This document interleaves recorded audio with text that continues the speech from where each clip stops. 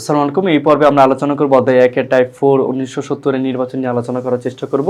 MCQ নিয়ে আলোচনা করার চেষ্টা করব। আমরা যে প্রথমেই এখানে প্রশ্নটি দেখতে পাচ্ছি সেটি হচ্ছে পাকিস্তানের প্রথম সাধারণ নির্বাচন অনুষ্ঠিত হয় কত সালে? সেটা হচ্ছে 1970 সালে।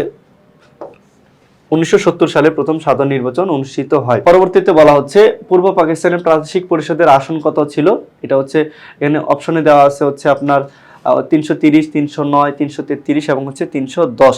এটা হচ্ছে মোট আসন ছিল 300টি এবং হচ্ছে 10টি ছিল নারীদের জন্য সংরক্ষিত আসন, অর্থাৎ 310টি হচ্ছে কি সঠিক উত্তর।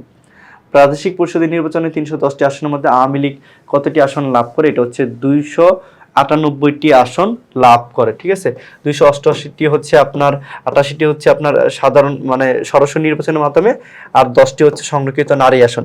এই মিলিয়ে হচ্ছে টোটাল 288টি আসন লাভ করে। 1970 সালে নির্বাচনে বাঙালিরা জয়লাভ করে।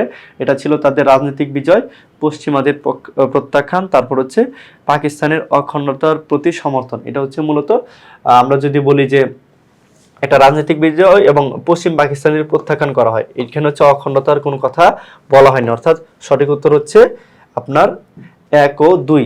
1970 সাল নির্বাচনের গুরুত্ব হলো 6 দফার প্রতি জনগণের সমর্থনের বিষয়টি স্পষ্ট হয়। বাঙালি জাতীয়তাবাদের রাজনৈতিক বিজয় ঘটে। পশ্চিম পাকিস্তানি কর্তৃত্বের বিরুদ্ধে এই দেশের জনগণের অবস্থান সুদৃঢ় হয়। এখানে হচ্ছে সবগুলোই হয়, এখানে সবগুলো জিনিস হচ্ছে বাস্তবায়ন করা হয়, অর্থাৎ 1, 2, 3 হচ্ছে সঠিক উত্তর।